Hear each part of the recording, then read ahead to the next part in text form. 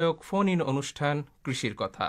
আজকের আলোচ্য বিষয় পবিত্র ঈদুল আজহার পূর্ববর্তী গরু মোটাতাজাকরণে সম্ভাবনা। বিশেষজ্ঞ আলোচক হিসেবে আছেন ডক্টর মোহাম্মদ শফিকুর রহমান শিশির, সহকারী অধ্যাপক, পশু পুষ্টি বিভাগ, পশুপালন অনুষদ, বাংলাদেশ কৃষি বিশ্ববিদ্যালয়, ময়মনসিংহ, এবং সঞ্চালনা করছেন মোহাম্মদ মঞ্জুর এলাহি সৌরভ।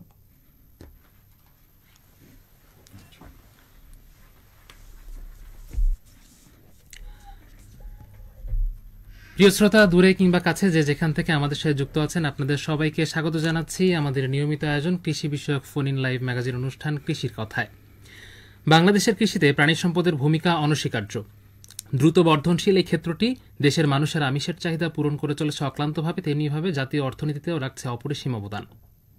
ক্যালেন্ডারের পাতা বলছে আর এক মাস পরেই মহিমান্বিত ঈদুল আজহা বা আমাদের কোরবানির ঈদ।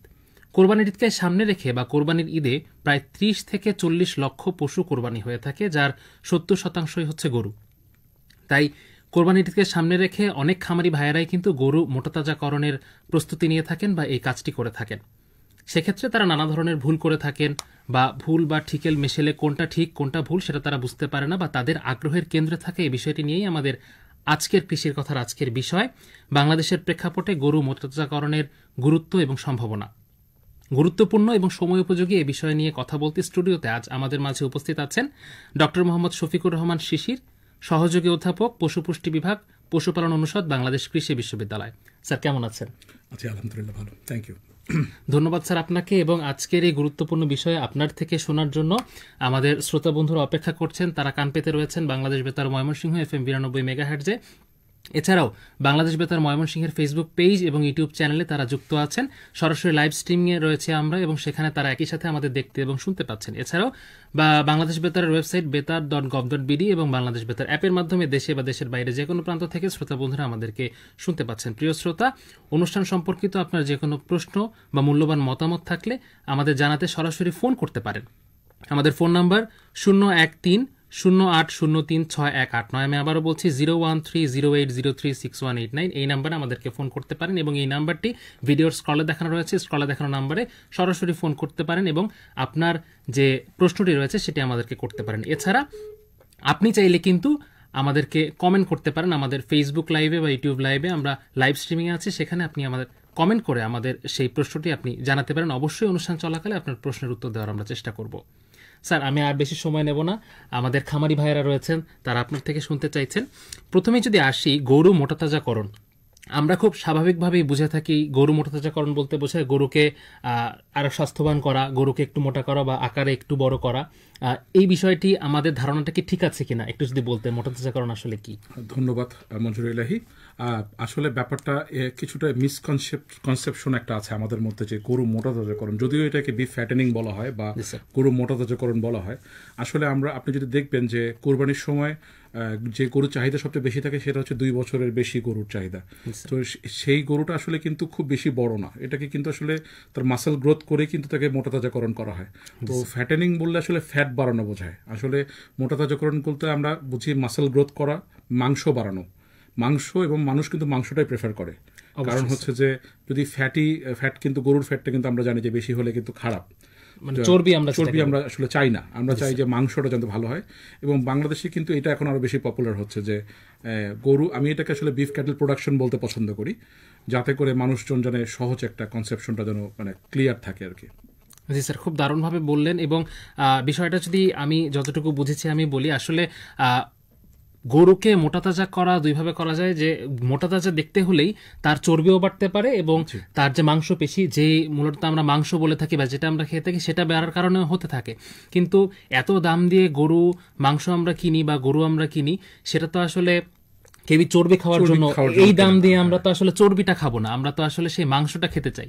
তো মোটাতাজাকরণটা আসলে আমরা বলতে চর্বি বাড়িয়ে যদি আমরা ওজন বাড়াই বা স্বাস্থ্যবান করি, সেটি আসলে আমাদের কারোরই কাম্য নয়।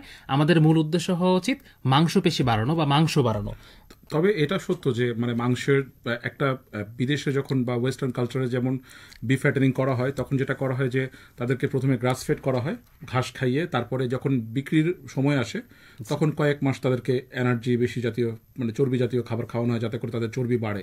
তাতে করে যেটা হয় যে মাংসের ভেতরে যে চর্বিটা সেটা বাড়লে সেই স্বাদটা বৃদ্ধি পায়।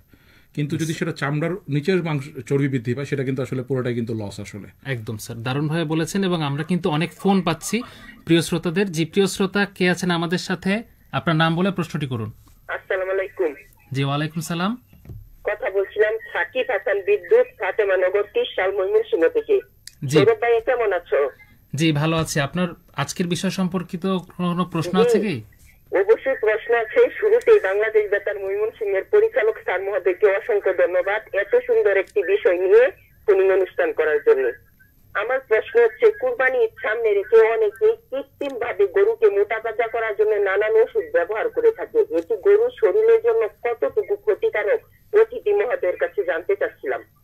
অনেক অনেক ধন্যবাদ আজকের বিষয় সম্পর্কিত একটি প্রশ্ন করার জন্য। অবশ্যই আমাদের বিশেষজ্ঞ আলোচক অনুষ্ঠানের কোনো এক পর্যায়ে প্রশ্নটির উত্তর করবেন।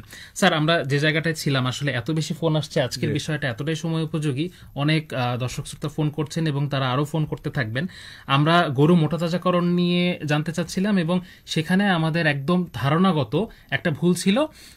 আমরা আসলে মূলত মাংসপেশির দিকটাই আমরা বেশি খেয়াল রাখবো, বা আমরা চাই যে আসলে মাংসপেশিটাই যেন বৃদ্ধি হয়। সেই ক্ষেত্রে আপনি স্যার যেভাবে বলছিলেন বা দর্শকরাও বললো যে অনেকভাবে হয়তো কৃত্রিম উপায়ে করা হয়, কিন্তু সেই জায়গা থেকে করলে হয়তো বা একটা ক্ষতির আশঙ্কা থাকে চর্বি বেশি হওয়ার। যেহেতু আমাদের মূল উদ্দেশ্য মাংসপেশি বেশি করা এবং গরুর যে খাবার ফিডের দামও অনেক বেশি, বা সবকিছু মিলিয়ে কেউ যদি পদ্ধতিগত উপায়ে মাংসপেশি বড় করতে চায়, সেই ক্ষেত্রে গরু মোটাতাজাকরণ কতটুকু লাভজনক? এটা ডিপেন্ড করছে যে আপনি মানে কিভাবে গরু পালন করছেন। মানে আমরা যে কুরবানির জন্য বা মাংসের জন্য যে গরু পালি, সেই গরুটা আপনি কিভাবে পালছেন বা আপনার ক্যাপাসিটি বা আপনার সক্ষমতা কতটুকু। আপনি যদি একজন সচ্ছল ব্যক্তি হন, বাংলাদেশে ফার্মারদের একটা সমস্যার কথা আমি আপনাদেরকে বলতে চাই। সেটা হলো যে অনেক সময় দেখা যায় যে যখন তাদের ধান ওঠে বা টাকা থাকে তখন তারা বেশি খাওয়ায়, আবার যখন টাকা শেষ হয়ে যায় তখন দেখা যায় যে গরুগুলো শুধু ঘাসের উপর বা খড়ের উপর টিকে থাকে। তাতে করে যে সমস্যাটা হয় যে তার দৈনন্দিন যে চাহিদাটা সেটা যদি সে পূর্ণতা না পায়, তাহলে কিন্তু তার শরীর ভেঙে যায় এবং সেটা কিন্তু পরবর্তীতে তোলাটা কিন্তু খুব কঠিন হয়ে দাঁড়ায়। সো এই জন্য মানে আমার সবসময় আমি যে সাজেশনটা ফার্মারদেরকে দিয়ে থাকি সেটা হলো যে আপনার যে টাকাটা সেটাকে আপনি একটা পরিকল্পনা মাফিক, আপনি যদি 6 মাসের জন্য পালতে চান তাহলে এক ধরনের পরিকল্পনা, আপনি যদি 3 মাসের জন্য পালেন তাহলে এক ধরনের পরিকল্পনা, আপনি যদি বছরব্যাপী পালেন, অনেকে আছে যে কুরবানির পরপরই বা কুরবানির সময় গরু কেনে। একদম। সো এটা কিন্তু ডিপেন্ড করে হচ্ছে যে আপনি কিভাবে পালতে চাচ্ছেন। আর খাবারের যে বিষয়টা বললেন, খাবারের বিষয়টা আসলে মানে অনেকগুলো মিসকনসেপশন আছে আসলে একদিনে কতটুকু দূর করা যাবে। যেমন হচ্ছে যে গরুকে অনেকে রেডিমেড খাবারটা যেটা বাজারে কিনতে পাওয়া যায় সেটাকে পানিতে ডুবিয়ে ভিজিয়ে গুঁড়া করে তারপরে খাওয়ায়। যে খাবারটা বানাতে প্রায় 1 টাকা পার কেজিতে খরচ হয়, সেই খাবারটাকে যদি আমি আবার পানিতে ডুবিয়ে হালুয়া বানিয়ে খাওয়াই তাহলে কিন্তু আসলে লাভের চেয়ে ক্ষতি বেশি হয়। যেহেতু ওটাকে বানানো হয়েছে ওইভাবেই যাতে করে সে পরিপূর্ণ পুষ্টিটা পায়। পানিতে মিশালে কিছু ভলাটাইল কিছু উদ্দায়ী কিছু পদার্থ থাকে যেগুলো চলে যায়, যেটা আসলে পুষ্টি দিত গরুকে, সেটা এখন আর দিতে পারছে না। তো এই ধরনের রেডিমেড খাবার যদি কেউ খাওয়ায় তাহলে আমি তাকে সাজেশন দিব বা উপদেশ দিব যে আপনি যেভাবে দেওয়া হয়েছে আপনি হালকা পানিতে মিশিয়ে দিতে পারেন অথবা শুকনায় দিতে পারেন। পাশে আপনি পর্যাপ্ত পরিমাণ পানি 24 ঘন্টার জন্য পানি থাকবে, তখন তার পানি লাগবে তখন সে খাবে। তো আসলে অনেকগুলা বৈজ্ঞানিক বিষয় আছে যেটা খামারিদেরকে মানে বোঝানো দরকার যে আপনারা খাবারটা কখনোই, দানাদার খাবারটা কখনোই, যেটা রেডিমেড খাবার কিনতে পাওয়া যায় বাজারে, সেটা কখনোই পানিতে ভিজিয়ে খাওয়াবেন না। প্লাস এটা পাশে সবসময় পানি রাখবেন, যখন গরুর পানি লাগবে গরুর নিজেই পানি খাবে। দ্বিতীয়ত হচ্ছে যে আপনি যদি গরুকে সকালবেলা তাজা ঘাস দিয়ে শুরু করেন বা খড় দিয়ে শুরু করেন, অর্থাৎ রাফেজ জাতীয় খাবার দিয়ে আপনার দিন শুরু করতে হবে। কারণ গরুগুলো কিন্তু সারা রাত না খেয়েছিল, গরুর পেটের মধ্যে যে অণুজীব আছে সেগুলো কিন্তু মানে সুপ্ত ছিল।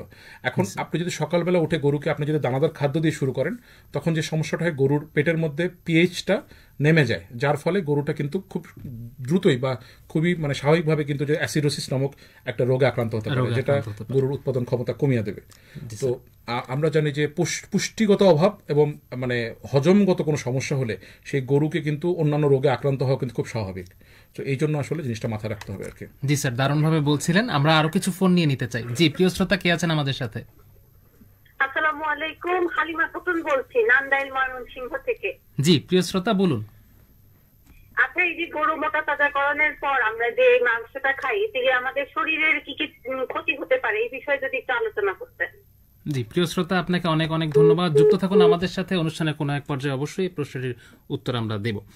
স্যার, আমরা যে জায়গাটিতে ছিলাম, গরু মোটাতাজাকরণের খাবারের জায়গাটি আপনি বলছিলেন, তাহলে আমরা কি এটা বলতে পারি যে সঠিক পদ্ধতিগতভাবে যদি কেউ গরু মোটাতাজাকরণ করে তাহলে এটি লাভজনক হতে পারে? অবশ্যই লাভজনক হতে পারে। আপনাকে মনে রাখতে হবে যে গরুর উৎপাদনের জন্য যে খরচটা হয় তাকে যদি আমরা 100 ভাগে কল্পনা করি, তার মোটামুটি 50 থেকে 70 ভাগ খরচ হচ্ছে খাদ্য খরচ। তো আপনি যদি এটাকে লাভজনক করতে চান, আপনাকে কিন্তু খাদ্যের উপরে গুরুত্ব দিতে হবে। কারণ আপনি ভ্যাকসিনেশনের দাম কমাতে পারবেন না, লেবার কস্ট কমাতে পারবেন না, বাসস্থান খরচ কমাতে পারবেন না, বা অন্যান্য কোনো খরচে আসলে খুব বেশি হাত দেওয়া যায় না। তো সেক্ষেত্রে আপনাকে খাবারের উপরেই কিন্তু আপনাকে কাজ করতে হবে, এবং আমরা কিন্তু এটার উপরে কাজ করছি, গবেষণা করছি। তো আমরা যেটা পেয়েছি যে রেশন ফর্মুলেশন করে, পরিকল্পিত রেশন ফর্মুলেশন করে কিন্তু গরুর খাবারের দামে কিছুটা তারতম্য আনা যায়, এবং যেটা করলে লাভটা কিন্তু অধিক হারে বাড়ে। সো এটা আপনাকে মাথায় রাখতে হবে যে গরুর খাবারই হচ্ছে আসল জায়গা যেখানে আপনার লাভ ক্ষতির আসলে মোটামুটি নির্ভর করছে। এবং পাশাপাশি যে আমি যে কথাটা বললাম যে নিউট্রিশনাল ডিসঅর্ডার বা রোগ বালাই যে হয়, মেটাবলিক ডিসঅর্ডার, যেটা পুষ্টির কারণে হয় বা খাবারের কারণে হয়, সো সেটা যদি হয়, সেটা হলে কিন্তু গরু কিন্তু খুব দ্রুতই ব্যাকটেরিয়া বা ভাইরাস জনিত রোগে আক্রান্ত হতে পারে। সো তার শরীর যদি ঠিক থাকে, তার যদি ইমিউনিটি ভালো থাকে, তাহলে কিন্তু সে সুস্থ থাকবে এবং সে ভালো খাবে। সো ওই মানে মোট কথা হলে পুষ্টিকে যদি আপনি গুরুত্ব দেন বেশি, তাহলে আসলে আপনার পুরাপুরি প্রোডাকশনের লাভ থেকে শুরু করে আপনার বৈজ্ঞানিক পদ্ধতিতে আপনি সব কিছু সুন্দর করে করতে পারবেন। আর যদি আপনি পুষ্টিতেই যদি আপনার ঘাটতি থাকে, তাহলে কিন্তু কোনো কিছু দিয়ে, ওষুধ খাওয়ায়ে বা স্টেরয়েড দিয়ে কিন্তু আপনি সেই ঘাটতি পূরণ করতে পারবেন না। আর আপনি যদি শুদ্ধ বা পরিষ্কার মানে খাদ্য আপনি মানুষের সামনে তুলে দিতে চান, বা খাঁটি খাবার যদি তুলে দিতে চান, আপনাকে কিন্তু খাঁটি খাবার খাওয়াতে হবে। একদম, এটা হচ্ছে সবচেয়ে সত্য কথা। একদম স্যার, খুব চমৎকারভাবে বলেছেন। কারণ এই প্রশ্নটি আমি স্যারের কাছে করলাম কারণ এই লাভজনকের বিষয়টা, কারণ আমরা মূলত যারা খামারিরা আছে তারা তো এটাকে একটা ব্যবসা হিসেবেই নেয় এবং লাভের মুখ দেখার জন্যই তারা এটা করে। এবং যারা এই অসাধু উপায়ে বা যেটা বলি যে হরমোন বা স্টেরয়েড প্রদান করে, যেটা আমাদের খামারি ভাইরা যেটার সাথে পরিচিত, তাদের প্রচলিত ভাষায় যদি বলি যে ইনজেকশন দিয়ে গরুকে মোটা করা, এই ধরনের কাজগুলো যারা করেন তারা না জেনে করে বা জেনেও যদি করে, এটা করে হচ্ছে একটু অসাধু উপায়ে অতিরিক্ত লাভের আশায়। তো যারা সঠিক উপায় নিয়ম মেনে যারা করে তাদের জন্য আসলে লাভজনক কিনে। এবং স্যারের মুখ থেকে আমরা যেহেতু জানতে পারলাম যে অবশ্যই সঠিক যে খাদ্য ব্যবস্থা রয়েছে গরুর, এইটিতে যদি গুরুত্ব দেওয়া যায়, ঠিকভাবে নিয়ম মাফিক যদি করা যায়, সেই ক্ষেত্রে অবশ্যই আপনি সঠিক উপায়ে ঠিকভাবে যদি আপনি গরু মোটাতাজা করেন, সেখানেও কিন্তু আপনি লাভের মুখ দেখতে পারবেন এবং যথেষ্ট লাভজনক। তো আমি এটা দিয়ে আমি মনে হয় খামারিরাও উদ্বুদ্ধ হবে যে না, অন্য কোনো ভিন্ন প্রক্রিয়া না গিয়ে সঠিক উপায়ে তারা যেন গরু মোটাতাজাকরণ করতে পারে। এবং আমি আশা করি যারা আমাদের শ্রোতা বন্ধুরা যুক্ত আছেন আমাদের সাথে, তারাও কিন্তু আগ্রহী উঠছেন যে এই বিষয়টি নিয়ে আমাদেরও স্যার অনেক, যেহেতু ইতিমধ্যে আমরা অনেকগুলো ভ্রান্ত ধারণা সম্পর্কে জানলাম, এগুলো ঠিক হচ্ছে, আরো আমাদের জানার আগ্রহ বেড়ে গেছে। আরেকটা বিষয় আছে যে ট্যাবলেট বা স্টেরয়েড বা হরমোনের যে কথাগুলো আমরা বলছি, এগুলো তো আসলে খুব সস্তা না, এগুলোও কিন্তু খরচের মধ্যে যোগ হচ্ছে। একদম। তো আমার যদি এগুলো না দিয়েই কাজ হয়, তাহলে আমি এগুলোর মধ্যে কেন যাব? এগুলোর মধ্যে কেন যাব? স্টেরয়েড একটা মেডিসিন, বা ট্যাবলেট যেগুলো আছে সেগুলো কিন্তু আসলে মেডিসিন। ওষুধ তো আমরা আসলে প্রয়োজন ছাড়া খাই না, তাহলে গরুকে আমরা কেন ওষুধ খাওয়াবো? জি স্যার, খাদ্যটা নিয়মিত খাওয়ালে। আমাদের শ্রোতারা অনেক প্রশ্ন করছেন, নিয়মিত ফোন আসছে এবং তারা ফোন করতেই থাকবে। আমরাও কিন্তু দেখতে চাই আমাদের সাথে ফেসবুকে কারা কারা যুক্ত আছেন। এএসএ মনিরুজ্জামান মনির খান ধন্যবাদ জানিয়েছেন, কুড়িগ্রাম থেকে যুক্ত আছেন রবিউল ইসলাম। প্রবীর মিত্রশীল, তিনি হরিনগর, শিবগঞ্জ, চাঁপাইনবাবগঞ্জ থেকে সাথে আছেন। আসাদুজ্জামান সুমন, তিনি নকলা শেরপুর থেকে আমাদের সাথে যুক্ত আছেন। এছাড়াও আমাদের সাথে আরো অনেক শ্রোতা বন্ধু যুক্ত হয়েছেন, তারা যুক্ত আছেন আমাদেরকে জানিয়েছেন আমিরুল ইসলাম জীবন, মোহাম্মদ তানভীর হোসেন, শাহিদা জামান সীমা, জান্নাতুল সুমা, আসাদুজ্জামান সুমন, জিহাদ মন্ডল শিশির সহ আরো অনেক অনেক শ্রোতা বন্ধু তারা যুক্ত আছেন। প্রিয় শ্রোতা, আমাদেরকে ফোন করতে পারেন 01308036189, 01308036189 এই নাম্বারে, এবং এই নাম্বারটি আমাদের ফেসবুক লাইভে স্ক্রলেও দেখানো হচ্ছে, সেখান থেকেও আপনি দেখে নিতে পারেন এবং আমাদেরকে আজকের বিষয় সম্পর্কিত যে কোনো প্রশ্ন আপনি করতে পারেন।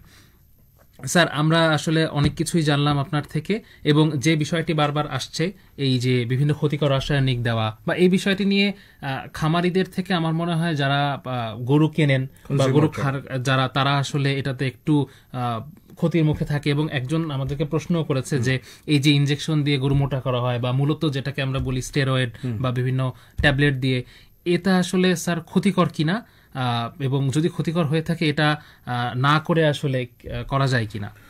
দেখেন, প্রকৃতি আসলে সবকিছু স্বাভাবিক পছন্দ করে। আপনি যখন প্রকৃতির বিরুদ্ধে যে কোনো কিছু করবেন, সেটা যত ভালোই হোক না কেন, সেটা আসলে কখনো মঙ্গল বয়ে নিয়ে আসে না। তো আপনি প্রাকৃতিকভাবে গরু পালা আর সেটাকে কৃত্রিমভাবে ফোর্সফুলি শক্তি প্রয়োগ করে জোর করে তাকে বাড়ানো, এটা কখনোই ভালো কিছু হতে পারে না। এবং যেহেতু বাংলাদেশের আমাদের যেহেতু মানে শিক্ষকতার মানে শিক্ষার একটা অভাব আছে, আমি মনে করি যে এই ফার্মিং বিষয়ে সবার নলেজ কিন্তু সমান না, জ্ঞানের কিন্তু ঘাটতি আছে। তো যেটা হয় যে এগুলো হয়তো ইউজ করা যায় একটা নির্দিষ্ট মাত্রায়। বাংলাদেশে যে সমস্যাটা হয়, এই মাত্রাটা অনেকেই জানেন না, এবং তারা মনে করেন যে একটু বেশি দিলে হয়তো আর একটু ভালো হবে, সোনার ডিম পাড়া মুরগির মতোই হয়ে যায় ব্যাপারটা। তো আসলে এখানে মানে সঠিক জ্ঞান না থাকলে এই জিনিসগুলো ইউজ করা বা ব্যবহার করা আসলে কোনোভাবেই উচিত না। এবং এগুলো ডেফিনেটলি কিছু কিছু জিনিস আছে, যেমন স্টেরয়েড বা হরমোনের বা কিছু গ্রোথ প্রমোটার আছে, যেগুলোর রেসিডিউ ইফেক্ট কিন্তু মাংসের মধ্যে রয়ে যায়। এবং এটা কিন্তু অলরেডি গবেষণায় প্রমাণিত যে মাংসের মধ্যে এগুলোর কিছু ক্ষতিকারক জিনিস রয়ে যায়, যেটা গরুর শরীরে কাজে লাগে না। এবং এটা কিন্তু পরবর্তীতে গরুর মাংস থেকে মানুষের শরীরে যেতে পারে, যেটা কিন্তু ব্রয়লারের ক্ষেত্রে প্রযোজ্য।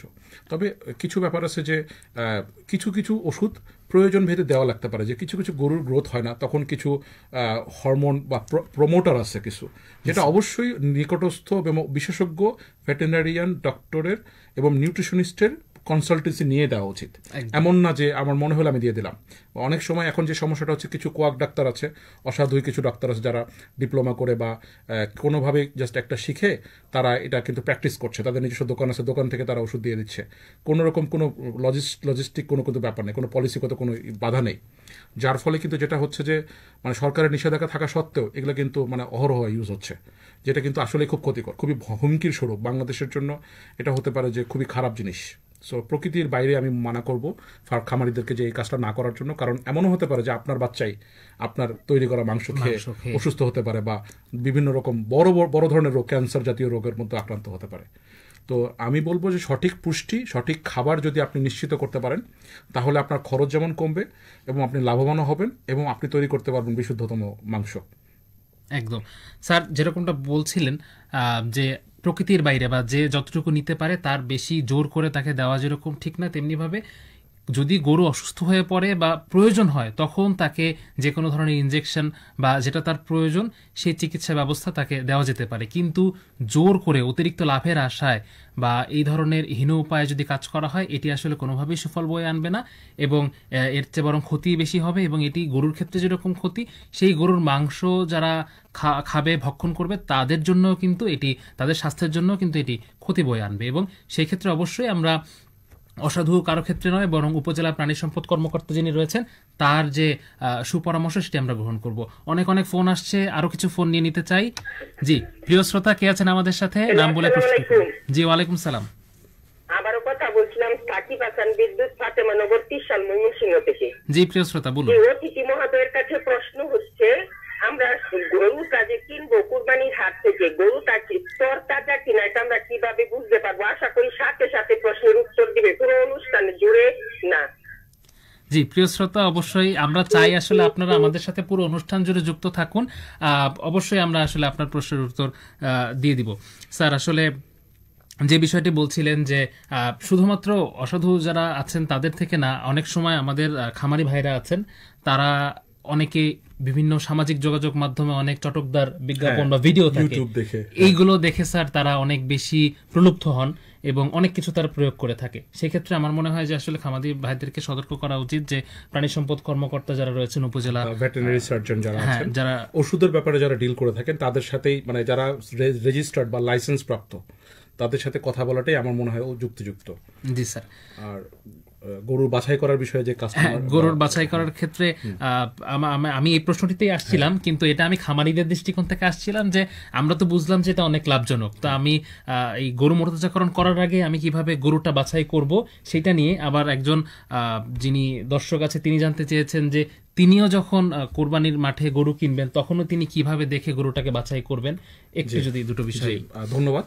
এটা আসলে খুব গুরুত্বপূর্ণ একটা বিষয় এবং সবচেয়ে মানে আগ্রহের বিষয় হলো যে গত 2 বছর ধরে আমি এটা নিয়েই কাজ করছি, গরু মোটা তাজাকরণ নিয়েই কিন্তু আমাদের বাংলাদেশ কৃষি বিশ্ববিদ্যালয়ের পশুপুষ্টি বিভাগের পশুপুষ্টি মাঠ গবেষণাগারে কিন্তু কাজ চলছে। আমি অলমোস্ট 24টা গরুর উপরে কিছু রিসার্চ করেছি যেগুলো বিভিন্ন সময়ে কেনা। আমি 1 বছরের গরুও কিনেছি, আমি 1.5 বছরের গরুও কিনেছি, ঠিক 3 মাস আগেও আমি কিছু গরু কিনেছি যেগুলো একদম কুরবানির জন্য এখন বর্তমানে রেডি। তো এখানে বিষয়টা হচ্ছে যে আপনাকে বুঝতে হবে যে আপনি কতদিন ধরে গরুর ফার্মটা করতে চান বা গরুটা পালতে চান, সেটার উপর ডিপেন্ড করবে হচ্ছে যে আপনি কেমন গরু কিনবেন। আপনি যদি বছরব্যাপী গরুর পালতে চান, সেক্ষেত্রে আমি আপনাকে সাজেস্ট করবো যে কিছু গরু আছে যেগুলো মানে দেখে বোঝা যায় যে গরুর পেছন দিকটা প্লাস গরুর সাইডের যে দিকটা দেখে বোঝা যায় যে এটা গরুর বাড়ার সম্ভাবনা আছে, দেখলেই বোঝা যায়। কিন্তু হাড্ডিসার অনেক সময় খামারিরা খুব বিপদে পড়লে গরু বিক্রি করে, যে টাকার দরকার পড়লে তখন তারা দেখা যায় যে খুব ভালো গরু হলেও তারা বিক্রি করে দেয়। তো গরুর পায়ে 4টা পা ঠিক মতো জায়গা মতো আছে কিনা, পাগুলো সমান কিনা, তারপরে কোনো ঘা আছে কিনা, তারপরে গরুর কালারটা যদিও সেও মানে শুকনা কিন্তু হাড্ডিসার, কিন্তু তার মধ্যে মানে তাকে খাওয়াইলে মানে দেখলেই বোঝা যায় যে এর আসলে পুষ্টিতে ভুগছে। যদি একে পুষ্টি দেওয়া যায় তাহলে কিন্তু এটা আসলে ভালো হবে। তো এই ধরনের গরুগুলা কেনা। আপনি যদি 1 বছরের জন্য পালেন, সেক্ষেত্রে আমি বলবো যে আপনি 1 বছরের গরু কিনবেন। তাহলে আপনার উপকারটা কি? উপকারটা হচ্ছে যে আপনি 1 বছরের গরু কম খাবে কিন্তু সে বাড়বে দ্রুত। কিন্তু আপনি যদি 2 বছরের গরু বা 3 বছরের গরু কিনেন, সে কিন্তু খাবে অনেক বেশি কিন্তু বাড়বে কিন্তু কম।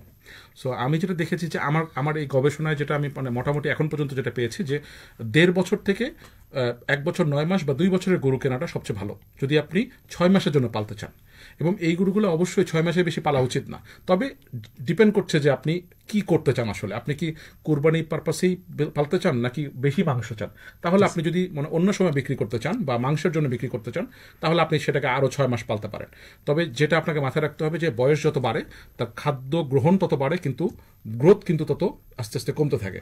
সো ওকে আপনি যদি ওই একই হারে খাবার দিতে থাকেন তাহলে কিন্তু তার গ্রোথ হবে না, তার গ্রোথ কিন্তু আস্তে আস্তে কমতে থাকবে। আপনাকে একটা জিনিস মনে রাখতে হবে যে আমরা যেটা করেছিলাম আমাদের গবেষণায় 3 ধরনের খাবার ছিল, যেখানে শুধু আমরা যেহেতু আমাদের খামারিরা বেশিরভাগ শুধু গমের ভুসি খাওয়ায়, এটা একটা ছিল। আর একটা ছিল হচ্ছে যে মোটামুটি যেগুলো বাজারে পাওয়া যায়, ভুট্টা, সরিষা, সয়াবিন প্লাস হচ্ছে চালের কুড়া, গমের ভুসি মিলায় একটা খাবার। আরেকটা ছিল একদম কমপ্লিট ব্যালেন্স খাবার। তো আমরা যেটা দেখেছি যে 3টাতেই কিন্তু ভালো রেজাল্ট আসছে। কারণ কি?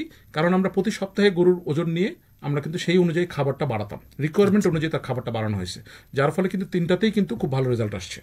সো এইটা খামারিরা এই ভুলটা করে, তারা এই 1 কেজি বা 2 কেজি বা 3 কেজি করে ফিক্স করে ফেলে এবং 6 মাসই তাই খাওয়াচ্ছে। কিন্তু এটা কিন্তু লস আসলে। কারণ হচ্ছে যে ওর যখন চাহিদা আপনার 5 কেজি, আপনি যদি তাকে 3 কেজি দেন তাহলে তো হবে না, তাকে 5 কেজি দিতে হবে। তো এই জিনিসটা আসলে অনেক খামারিরা বুঝতে চায় না। এই জন্য আমি যারা রেগুলারলি পালেন তাদেরকে অনুরোধ করবো যে আপনারা অবশ্যই গরুর ওজনটা ফিতা দিয়ে হলেও মেপে খাবারটা গরুকে দিবেন। তাহলে আপনি আপনার লাভটাও হিসাব করতে পারবেন এবং গরুটা কোন সময়ে বিক্রি করা ভালো। একটা সময় থাকে যে আপনি দেখতে পাবেন যে সপ্তাহে ওজন খুব বেশি বাড়ছে না, মাত্র 50 গ্রাম বা 100 গ্রাম করে বাড়ছে। আপনি বুঝবেন যে এই গরু আসলে বেশি দিন আর বাড়বে না। সো এইরকম গরুগুলাকে আপনার দ্রুত সেল করে ফেলাই ভালো আপনি যদি অধিক মুনাফা করতে চান।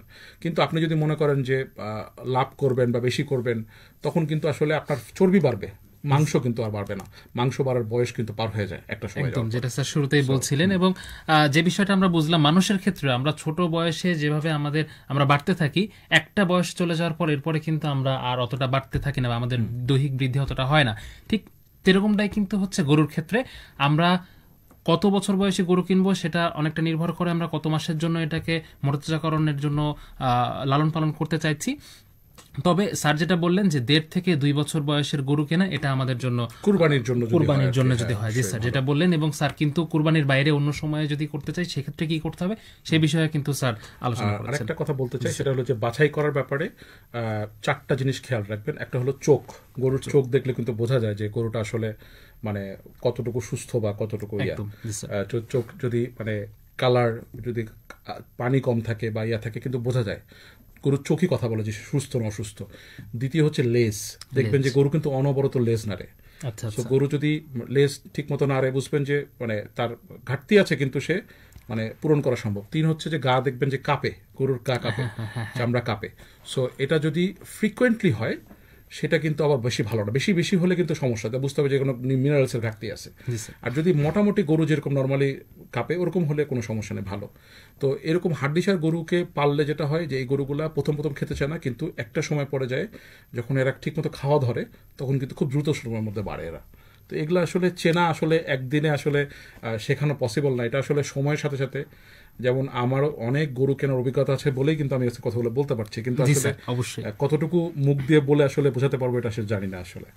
তবে অবশ্যই স্যার আমাদের খামারি ভাইরা যারা আছেন তারাও যেহেতু এই গরু লালন পালনের সাথে যুক্ত, অবশ্যই আমি বিশ্বাস করি যে খামারি ভাইরা আপনার কথাগুলো ধরতে পেরেছেন। এবং প্রিয় শ্রোতা, আপনি যিনি প্রশ্ন করেছিলেন এবং যারা শুনছেন তারা কিন্তু জানতে পারলেন যে গরু বাছাই করার ক্ষেত্রে যে 4টি বিষয়ের প্রতি গুরুত্ব দিতে হবে এবং সেগুলো লক্ষ্য করে কিনতে হবে, সেই বিষয়গুলো কিন্তু স্যার বললেন আমাদেরকে।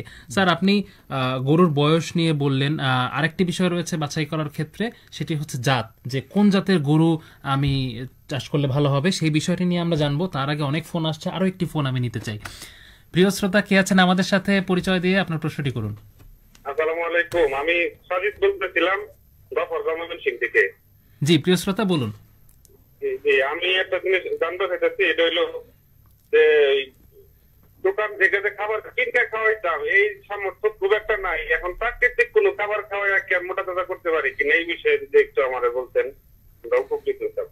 অনেক অনেক ধন্যবাদ প্রিয় শ্রোতা আপনাকে যুক্ত থাকার জন্য।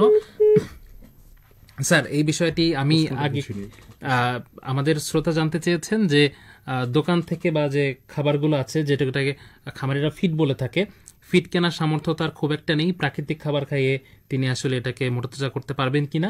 এর আগে স্যার আমি জাতের বিষয়টা নিয়েও জানতে চাচ্ছিলাম। ঠিক আছে, আমি দুটাই উত্তর করছি। জাতের বিষয়ে আপনি খেয়াল করে দেখবেন যে আপনাকে বুঝতে হবে যে আপনার ফোকাস কাস্টমার কারা। বাংলাদেশের ক্ষেত্রে আপনারা খুব ভালো করে খেয়াল করে দেখবেন যে বড় গরু কেনার কাস্টমার কিন্তু আসলে ওই ঢাকার কয়েকটা অঞ্চল ছাড়া কিন্তু আসলে নেই, এবং মানুষ চেষ্টা করে যে তার সামর্থ্যের মধ্যে একটা গরু কেনা যেটা মোটামুটি তার বোনাসের টাকা দিয়ে, সরকারি যদি বলি বোনাসের টাকা দিয়ে যেন হয়ে যায়। তো সেক্ষেত্রে দেখা যায় যে দেশি গরুগুলা বা ভারতীয় উপমহাদেশের যে ক্রসব্রিড শঙ্কর গরুগুলো আছে, যে শাহিওয়াল, সিন্ধি বা ব্রাহ্মার যে ক্রসগুলো, ছোট ছোট গরু, মিডিয়াম সাইজের এবং ছোট ছোট গরুগুলো, এগুলোর চাহিদা সবসময় বেশি থাকে। এবং যেহেতু এগুলো বড় গরু ক্রস গরুর চেয়ে কম খায়, সো এগুলোর কিন্তু তুলনামূলক খরচও কম এবং রোগবালাইও কিন্তু আসলে কম, যেহেতু তাদের মধ্যে এই আঞ্চলিক রক্ত আছে সেজন্য। আর যে ব্যাপারটা আসলো যে দেশি গরুটাই আসলে মানুষ পছন্দ করে এখনো।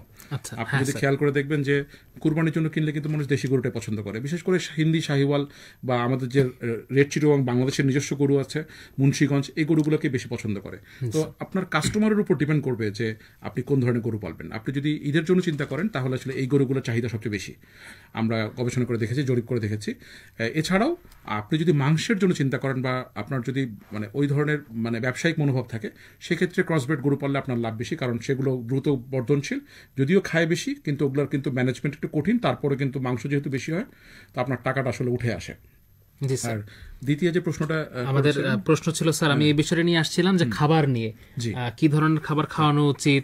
আবার স্যার আমরা অনেক সময় দেখতে পাই যে আসলে যেহেতু খামার থাকে, পোলট্রির যে খাবারটা আছে সেই খাবারটাই গরুকে খাইয়ে দেওয়া হচ্ছে। এই বিষয়টা নিয়ে আবার একজন শ্রোতা গুরুত্বপূর্ণ প্রশ্ন করলেন যে অনেকেই থাকে, খামার থাকে তার একটা বড় জায়গা থাকে, কিন্তু অনেক প্রান্তিক কৃষক থাকে, তার হয়তো বাড়িতে একটা বা দুইটা গরু আছে, সেটাকে তিনি করতে চান মোটাতাজাকরণ, তার আসলে ওই খাবার বা ফিড কেনার সামর্থ্য নেই, প্রাকৃতিক খাবার খাইয়ে তিনি করতে পারবেন কিনা, এই পুরো খাবারের বিষয়টা আসলে এটাও একটা ভ্রান্ত ধারণা যে ফিড খাইয়ে, ফিডটা আসলে কি, ফিডটাও কিন্তু আসলে ন্যাচারাল প্রাকৃতিক খাবার দিয়ে তৈরি। আমাদের যে ফিড মিলগুলো বাংলাদেশে আছে তারা কিন্তু বিভিন্ন উপাদান মিশিয়েই কিন্তু খাবারটা তৈরি করে, এমন না যে তারা বাইরে থেকে কিছু অ্যাড করে। এটা কিন্তু আসলে প্রমাণিত হয় নাই এখন পর্যন্ত যে তারা কোনো খারাপ কিছু অ্যাড করছে বা ইয়ে করছে। যেহেতু প্রমাণিত হয়নি তারা আমরা বলতে পারবো না, তবে তারাও কিন্তু এই ইনগ্রিডিয়েন্ট দিয়ে, আমাদেরই গ্রাজুয়েটরা কিন্তু এই ফিড মিলগুলোতে চাকরি করে, তারাই কিন্তু এই খাবারগুলো বানায়, রেশন ফর্মুলেশন আমরাই শেখাই এবং তারা কিন্তু পরবর্তীতে সফটওয়্যার দিয়ে ইউজ করে বানায়। এটা আসলে একটা ভ্রান্ত ধারণা যে ফিডটা আলাদা কিছু একটা, ফিডটাই কিন্তু খাবার দিয়েই সংমিশ্রণ করে বানানো, যাতে করে পুষ্টি উপাদানগুলো ভারসাম্যপূর্ণভাবে থাকে। দ্বিতীয়ত হচ্ছে যে হ্যাঁ, অবশ্যই আপনি ন্যাচারাল খাবার দিয়ে, আমি যে গবেষণাটা করেছি সেই গবেষণার কথা আবার বলতে হয় যে আমি 2 বছর কিন্তু একদম প্রাকৃতিক খাবার, যেখানে শুধু ভুট্টা, গমের ভুসি, সয়াবিনের মিল প্লাস সরিষার খৈল, এগুলোই ছিল। এর বাইরে আমি যেটা শুধু অ্যাড করেছি, যেটা খামারিরা খুব ভুল করে খাবারের সময়, যে ভিটামিন আর মিনারেলসের যে রিকোয়ারমেন্টটা বা চাহিদাটা, সেটা কিন্তু তারা অনেক সময় মানে অ্যাভয়েড করে, তারা কিন্তু এটা আসলে খেয়ালও করে না। এটা কিন্তু খুব জরুরি একটা জিনিস, কারণ আপনি যদি পরিপূর্ণ বা পরিমাপে যদি আপনি ভিটামিন বা মিনারেলস, খনিজ পদার্থ বা ভিটামিন না দেন, তাহলে কিন্তু যে কার্বোহাইড্রেট বা প্রোটিন আপনি দিচ্ছেন গরুকে, সেটা কিন্তু ঠিকমতো বডিতে মানে ব্যবহৃত হবে না। সো আপনি যদি খুব বেশি খাওয়াও আপনার লাভ হবে না, কারণ হচ্ছে যে আপনি সেগুলাকে উপযোগী করে ব্যবহার করার জন্য যে জিনিসগুলো দরকার সেগুলো দিচ্ছেন না। তো আমি খামারি ভাইদেরকে অনুসরণ করবো, আপনারা যখন নিজেরা খাবার বানাবেন অবশ্যই সেখানে ভিটামিন মিনারেল প্রেমিক্স বাজারে কিনতে পাওয়া যায়, প্যাকেট কিনতে পাওয়া যায়। 100 কেজিতে আপনি যদি 1 কেজি বা 1.5 কেজি মিশিয়ে দেন, আসলে এটা খুব ভালো হয়, গরুর জন্য খুব ভালো হয়। বিশেষ করে গ্রোথ স্টেজে যখন সে 1 বছর বা 1.5 বছর থাকে, তখন কিন্তু তার মাসল ডেভেলপমেন্টের সাথে সাথে কিন্তু বোন ডেভেলপমেন্টও হয়। একদম। সো বোন ডেভেলপমেন্টের সাথে কিন্তু মাংসের খুব ভালো সম্পর্ক আছে, কারণ বোন থেকেই কিন্তু আসলে মাংসটা, যেটা সবচেয়ে হাড্ডির কাছাকাছি যে মাংস, সেগুলো কিন্তু সবসময় খুব সুস্বাদু হয়। সো আপনি যদি বোন ডেভেলপমেন্ট করেন, সেটা কিন্তু মাংস ডেভেলপমেন্টও সাহায্য করবে, তো অবশ্যই সম্ভব। জি স্যার, যেটা বললেন যে মাংসপেশির সাথে সাথে আমাদের হাড়ের যে গঠন সেটিও গুরুত্বপূর্ণ, এবং খাবারের বিষয়টা, প্রাকৃতিক যে খাবার, ভুট্টা, সরিষার খোল, এই বিষয়গুলো নিয়ে স্যার কিন্তু বলেছেন, এবং গুরুত্বপূর্ণ যে বিষয়টি ভিটামিন এবং খনিজ পদার্থ, এটির যেন ঘাটতি না হয়, এই ব্যাপারে স্যার কিন্তু গুরুত্বপূর্ণ দিক নির্দেশনা দিয়েছেন। আপনি একটা প্রশ্ন করলেন যে পোলট্রির খাবার, আমি আপনাকে অনেক ধন্যবাদ জানাবো এই প্রশ্নটা করার জন্য, কারণ এই প্রশ্নটা আসলে আমি অনেকজনের কাছে পেয়েছি, এবং এটা খুবই আমি বলবো অ্যালার্মিং একটা বিষয়। প্রথমত আমাকে কয়েকটা ধাপে প্রশ্নের উত্তরটা দিতে হবে, যে পোলট্রির খাবার কিন্তু দাম বেশি। আপনি যদি বাজারে দেখেন 65 থেকে 70 টাকা করে পোলট্রির খাবার, সেখানে যদি আপনি গরুর খাবার কিনতে চান, আপনি কিন্তু 45 থেকে 55 টাকার মধ্যে পেয়ে যাচ্ছেন। তাহলে আপনি কেন বেশি টাকায় আপনি মানে গরুকে মুরগির খাবার খাওয়াবেন? দ্বিতীয় উত্তর হচ্ছে যে গরুর খাবারের মধ্যে যে এনার্জি থাকে আর প্রোটিন থাকে, সেটা কিন্তু মুরগির খাবারের তুলনায় অনেক কম থাকে, কারণ গরুর যেহেতু পেটের মধ্যে অণুজীব আছে, তারা কিন্তু সেটাকে মানে ভক্ষণ করতে পারে। কিন্তু পোলট্রির কিন্তু ওরকম সিস্টেমটা কিন্তু ওরকম না। সো ওর খাবারের মধ্যে এনার্জিও বেশি থাকে, শক্তিও বেশি থাকে, এবং আমিষও বেশি থাকে। এবং এই খাবারটা যখন আপনি অতিরিক্ত হারে গরুকে দিবেন, তখন কিন্তু গরুর পেটের মধ্যে কিডনি স্টোন হয়, কিডনির মধ্যে পাথর হয়, যেটা কিন্তু পরবর্তীতে তার যে পেশাবের রাস্তা, সেখানেও সমস্যা করে। এবং আমি আমাদের ভার্সিটির সম্মানিত একজন শিক্ষক, ভেটেরিনারি সার্জারি ম্যাডাম জোয়েনা ম্যাডাম, আমার সাথে কথা হচ্ছিল দিনকার, যে গরুর কিন্তু মানে যে পিপিউস বলে, যে পেনিসের যে লাইনটা বা ইউরিনের যে লাইনটা, সেটা কিন্তু সার্জারি করে কেটে ফেলা লাগছে, কারণ রাস্তা বন্ধ হয়ে গেছে এই খাবার খাওয়ানোর ফলে। মানে গরুর যে প্রস্রাবের রাস্তা আছে সেটা বন্ধ, মানে কেটে ফেলতে হয়েছে। এটা কিন্তু খুব ভয়ঙ্কর একটা বিষয়।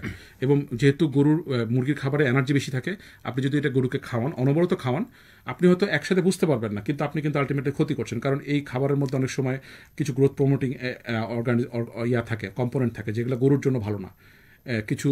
কিছু ব্যাকটেরিয়া মারার জন্য কিছু কম্পোনেন্ট থাকে, যেগুলো গরুর পেটে গেলে গরুর অণুজীবগুলোকে নষ্ট করবে। সো এটা আসলে অনেকগুলো ক্ষতিকর দিক আছে।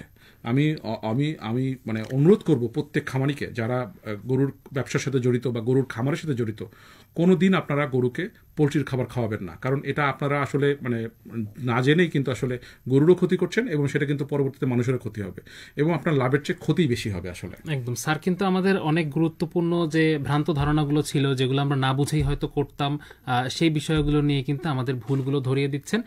এবং আমরা কিন্তু অনেক ফোন পাচ্ছি, অনেক কমেন্ট পাচ্ছি।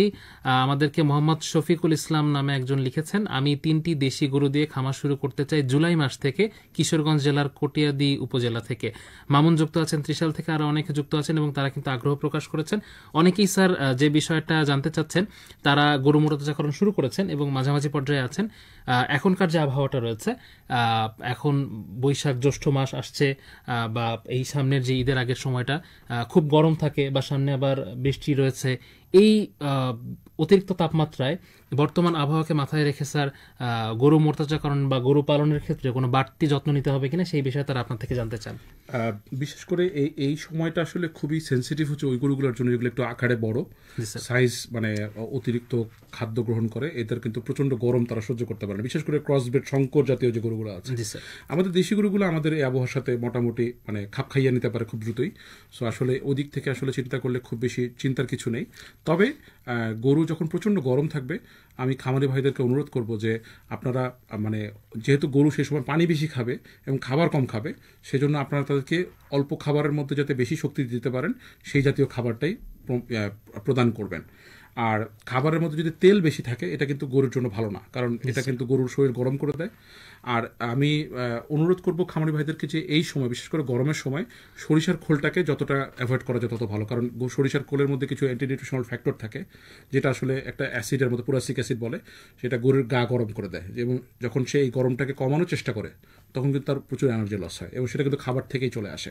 সো আমি অনুরোধ করবো যে ঠান্ডা পানি 24 আওয়ার্স, 24 ঘন্টা ঠান্ডা পানি যেন গরুর সামনে থাকে। অনেকেই মনে করেন যে গরুকে 2 বেলা পানি খাওয়াতে হয় বা 3 বেলা পানি খাওয়াতে হয়, এটা একটা কমপ্লিটলি একটা ভ্রান্ত ধারণা। আপনিও যদি পানি আপনার প্রয়োজন মতো, ইচ্ছা মতো খান, কেন গরু খাবে না? গরুকে কিন্তু আপনাকে পানি 24/7 দেওয়া উচিত আমি বলবো। এবং ঠান্ডা পানি থাকলে কিন্তু গরুর দেখা গেছে যে গ্রোথও ভালো হয়, কারণ পানি যখন তার লাগবে তখন সে প্রয়োজন মতো নিয়ে নেবে। তো এই জন্য আসলে আমি অনুরোধ করবো ঠান্ডা পানির ইয়াটা রাখেন। যদি প্রচণ্ড গরম পড়ে সেক্ষেত্রে ঠান্ডা পানির সাথে কিছু লাইসোভেট নামক স্ট্রেসার আছে, অ্যান্টি স্ট্রেসার, যেটা বাজারে অ্যাভেলেবেল, আপনারা সেটা অ্যাড করতে পারেন। একটা গায়ের মধ্যে লেখা থাকে নির্দেশিকা যে কতটুকু দিতে হবে, সো সেটা অবশ্যই মেনে চলবেন। আর যদি খুবই মনে করেন যে গরুটা খুবই অসুস্থ হয়ে যাচ্ছে, সেক্ষেত্রে ফ্যানের ব্যবস্থা করবেন অবশ্যই গরমের সময়। আর এই সময় একটা সমস্যা হয় যে যেহেতু ঠান্ডা গরম, ঝড় বৃষ্টি হচ্ছে, ঠান্ডা গরম, অনেক সময় গরু ঠান্ডা লেগে যায়।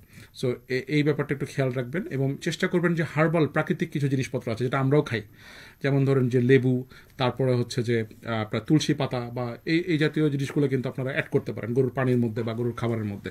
এটা আসলে একটা ভালো দিক, এবং সেটা গরুর মানে স্বাস্থ্যের জন্য ভালো এই ধরনের জিনিসগুলো যদি অ্যাড করা যায় আর কি।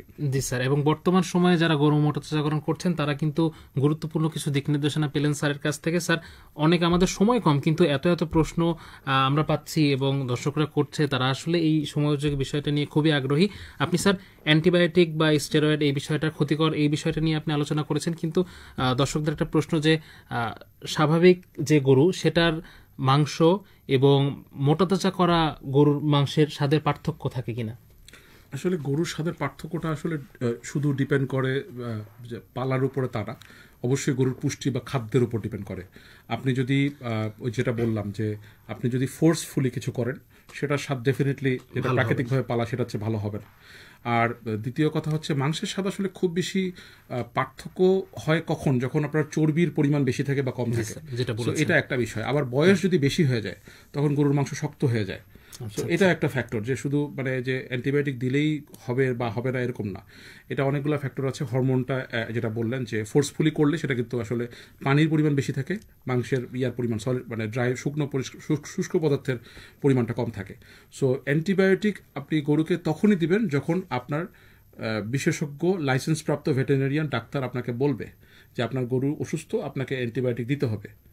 এর বাইরে আমি বলবো খামারি ভাইদেরকে কখনোই নিজের বুদ্ধিতে বা আপনাকে আগে দিয়ে গিয়েছিল সেইভাবেই আপনি ওইভাবে, যেহেতু একই জিনিস হয়েছে এই জন্য আপনি দিবেন, ব্যাপারটা কিন্তু এরকম না। কারণ যারা আমাদের ভেটেরিনারি ভাইরা আছেন তারা কিন্তু 5 বছর পড়াশোনা করেন, এবং তারা কিন্তু অনেক গবেষণার ফলাফল কিন্তু আসলে আজকের যে চিকিৎসা ব্যবস্থা বাংলাদেশে, তা আমি অনুরোধ করব যে তাদেরকে সম্মান করা, কারণ সবাই যদি ডাক্তার হয়ে যাবে তাহলে তো আসলে মানে তাও তো হবে না আসলে, এটাই আর কি। জি স্যার, বলছিলেন খুব সুন্দর করে। আমার মনে হয় স্যার আপনি অনুষ্ঠানের মধ্যে ইতিমধ্যে অনেকগুলো ভুল ধারণা আমাদেরকে ঠিক শুধরে দিয়েছেন। তারপরেও আমরা একেবারে শেষ পর্যায়ে স্যার আমি জানতে চাই যে প্রান্তিক কৃষকদের আর কোনো ভুল যদি থাকে সেটি কোনটি সঠিক সেটি আপনি বলবেন, বা কেউ যদি ইতিমধ্যে কোনো ভুল করে ফেলে সেটা কিভাবে শুধরানো যায় এই বিষয়টা নিয়ে বলবে, এবং পরিশেষে যারা খামারি ভাইরা আছে তাদের জন্য আপনার কোনো পরামর্শ যদি থাকে স্যার। জি ধন্যবাদ। প্রান্তিক খামারি শুধু না, আমি আসলে বাংলাদেশের সকল খামারিদের জন্যই কিছু কথা বলবো এখন। সেটা হলো যে এক ভাই বললেন যে উনি জুলাই মাসে তিনটা গরু দিয়ে শুরু করবেন। 3টা গরু হোক বা 30টা গরু হোক বা 20টা গরু হোক, এটা বড় বিষয় না। বড় বিষয় হচ্ছে যে আপনার এই বিষয়ে জ্ঞান কতটুকু, সেইটা আপনাকে অবশ্যই আগে আয়ত্তে নিয়ে আসতে হবে। আপনি যেটা করতে পারেন, আপনার এলাকার নিকটস্থ যেটা ফার্মার, যারা অনেকদিন থেকে ফার্মিং করছে, তাদের কিন্তু অনেক অভিজ্ঞতা, আমরাও কিন্তু তাদের কাছ থেকে শিখি।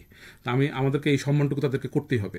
আপনি যদি সুযোগ থাকে সেখানে যে শিখতে পারলেন বা দেখতে পারলেন যে কিভাবে পালছে, আপনি যদি সময় দেন, সরকারি প্রশিক্ষণের ব্যবস্থা আছে বাংলাদেশে, যে প্রাণী সম্পদ অফিসগুলো আছে বিভিন্ন উপজেলায় আছে, তাদের কাছেও উপজেলা কর্মকর্তা আছে, সেখানে পশুপালনের গ্র্যাজুয়েট আছে, সেখানে ভেটেরিনারি সার্জনরা আছেন, গ্র্যাজুয়েটরা আছেন, তাদের কাছে কিন্তু গেলেও কিন্তু এই নলেজগুলো আমাদের ছাত্ররা বা যারা পাশ করে বিসিএস ক্যাডার হয়েছে তারা কিন্তু সেই জায়গাগুলোতে আছেন।